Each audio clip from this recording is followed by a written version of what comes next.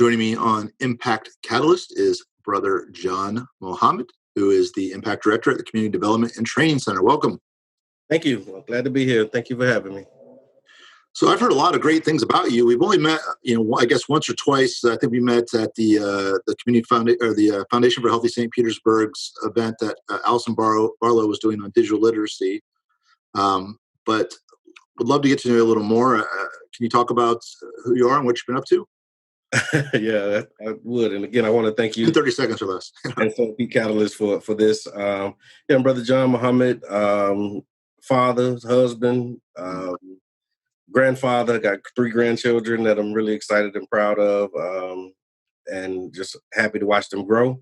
And I'm also the executive director of the Community Development and Training Center. I was born and raised. Well, my sister always stops me. I wasn't born in St. Pete, but I've been here all my life.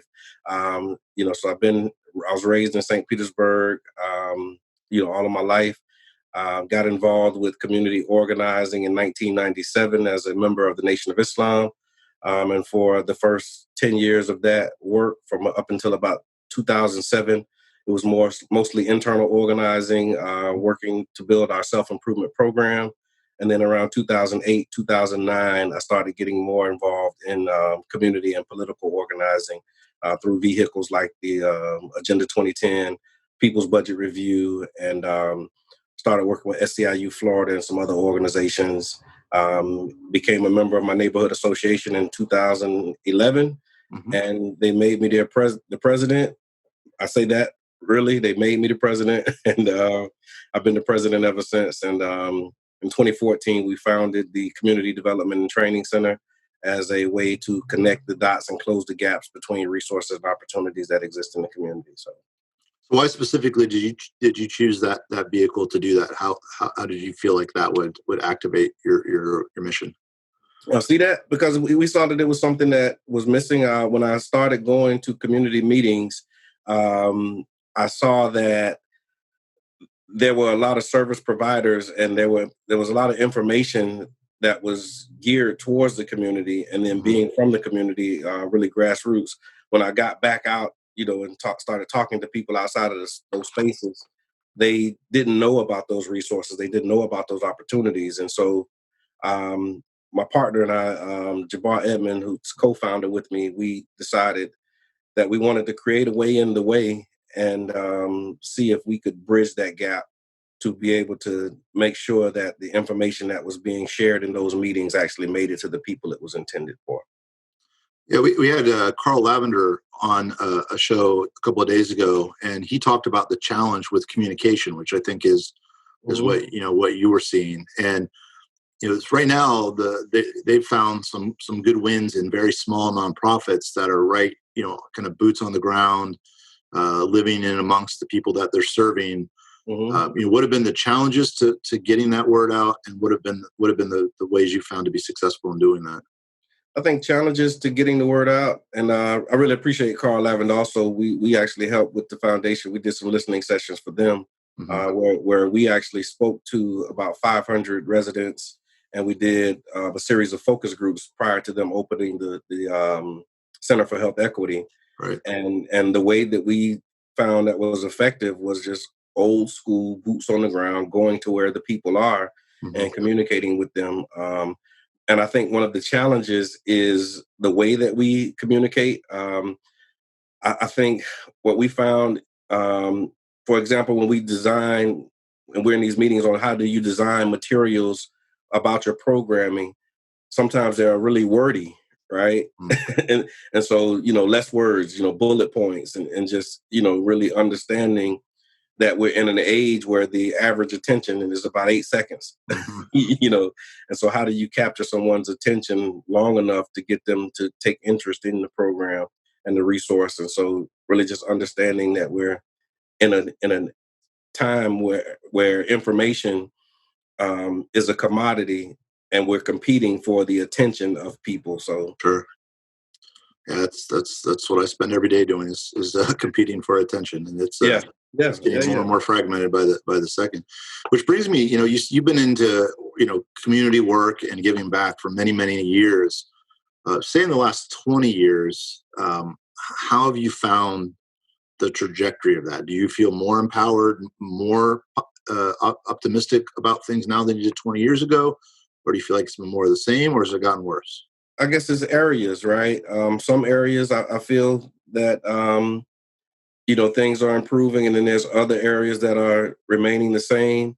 And I wouldn't say that things are getting worse in some areas, but the nature of staying the same is you either rise or fall, and so it kind of creates this emergency when you see that things have not changed.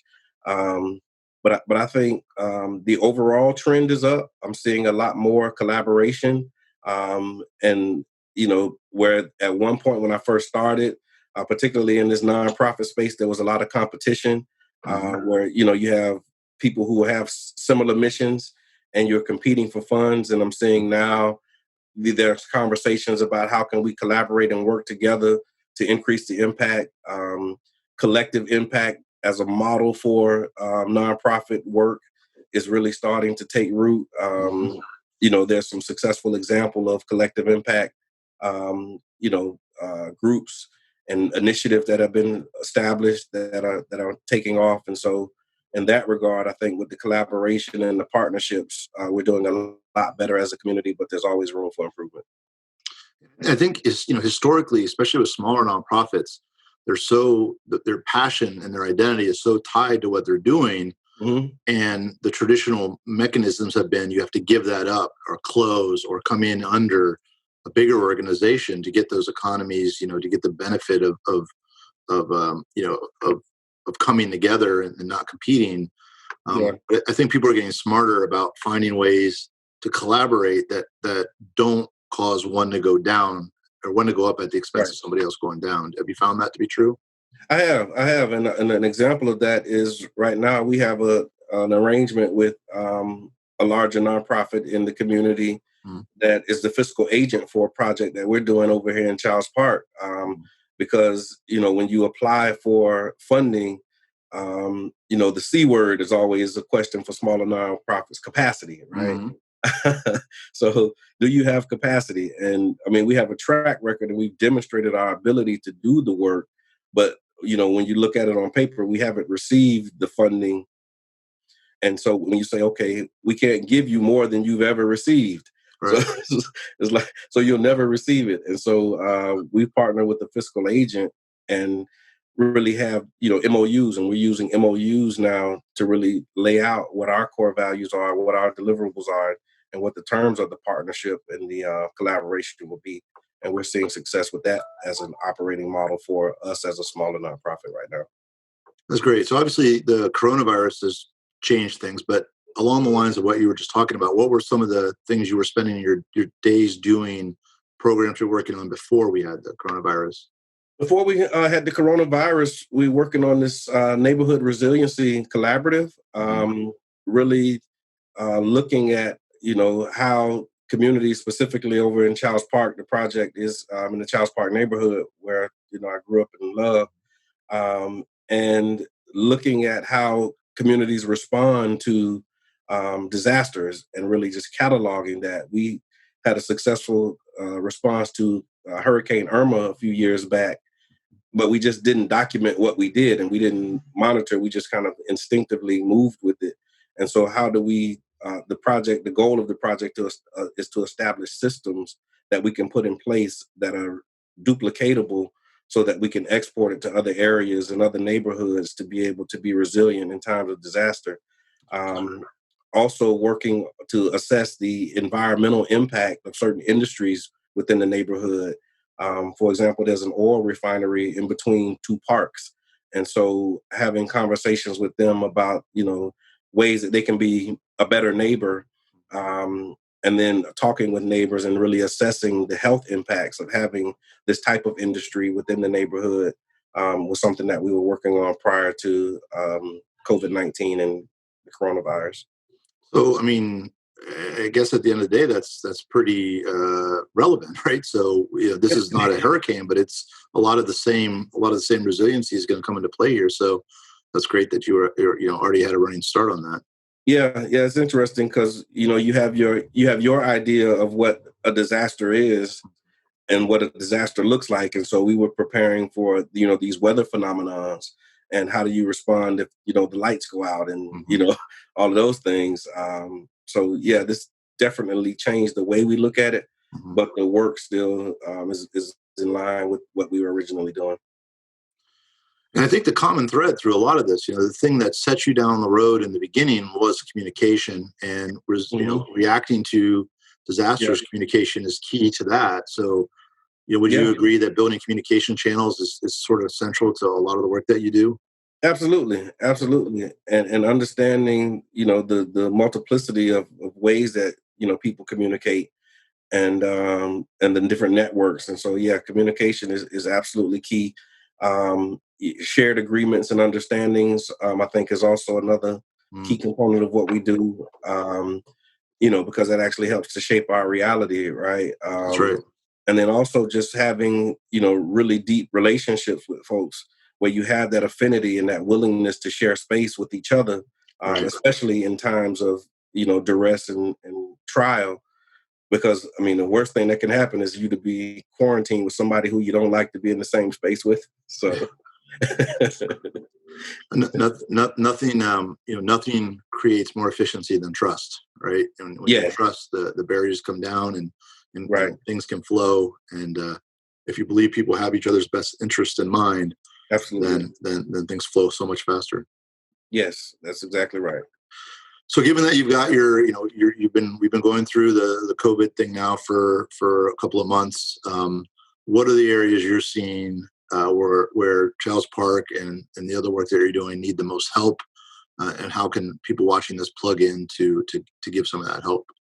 I think the immediate need, that we have, is the educational support. Oddly enough, we put out a survey, and also maybe, we can share the link to the Sure. survey with the audience, because what we wanted to do, and this was also a part of the initiative, was to respond to the crisis based upon data, and not just, anecdotally, or looking at my household and seeing what I need, but really making assessment holistically. And so we're doing this community outreach survey to assess what the needs of the community are, so that we can tailor our response, to that. And the early indicators are the educational support for, how families that have, members that are working from home. And so if you have a single mother who is actually able to work from home, um, how do you do that and essentially homeschool your children, Hmm. or manage, the distance learning piece? The other part that we're seeing, is the supplies for, service workers, because a lot of the people in our area, are still working. They've had, their hours reduced in some cases, but they are still working because they are considered essential workers. About 60% of the people, that we've talked to, are still on their jobs, whether they had reduced hours or not. But then the other 40% trying to navigate this, um, unemployment compensation, the reemployment assistance website, and that whole thing, right? Yeah. Right. Just navigating that and getting plugged in, and the concerns around how, they're going to be able to get support through this time. And so those are the two big things: the education and the, reemployment assistance, for those who have lost their jobs, is kind of a big deal right now. So please share the URL. We'll add it in the article that accompanies this conversation, and we'll put it on the screen as well. But if you could let us know verbally too, that'll be great. Sure. So the, survey and some information, you can find it at, mychildspark.webs.com. Mychildspark.webs.com is the website that you can go, that we're hosting that. And, we're actually preparing to relaunch the See That website. And so for now, you can go to mychildspark.webs.com. And that's WEBS for the That's correct. webs.com. Okay, great. Well, I've enjoyed the conversation. It's great to get to know you more, and thank you very much for the work that you're doing. It sounds like you've been doing really smart stuff from day one, and I really identify with a lot of the work that you're doing, and the concerns that you have are some of the things that have driven us to, communication, obviously specifically, to build those channels out to have conversations like this. That's a big part of what we do as well. So, we're here, and we look forward to assisting you in your mission in any way we could. Um, keep on keeping on, and thank you. Thank you very much. I appreciate the opportunity to be here.